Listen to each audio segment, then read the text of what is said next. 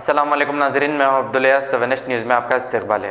मोहम्मद बिन उमर याफ़ई उर्फ मोहम्मद पहलवान के जनाजे पर हज़ारों की पब्लिक देखी गई है और ये बहुत ही नेक इंसान थे और गरीबों का बहुत ख्याल करते थे। आइए देखते हैं ये रिपोर्ट।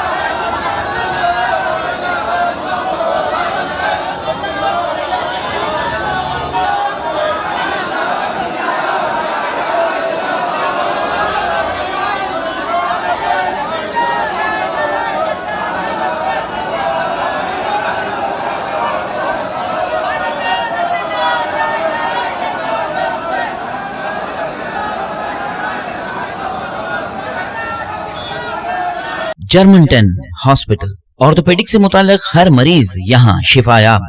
बैनुल-अक़वामी शोहरत याफ्ता और इनाम याफ्ता doctor Mir Jawad Jar Khan, senior orthopaedic surgeon, advance operation theatre, ICU, digital x ray, laboratory, physiotherapy, pharmacy, sharing और प्राइवेट रूम्स, लेडी डॉक्टर्स और डॉक्टर अर्जुमन सुल्ताना गैनकोलॉजिस्ट की खिदमात हासिल।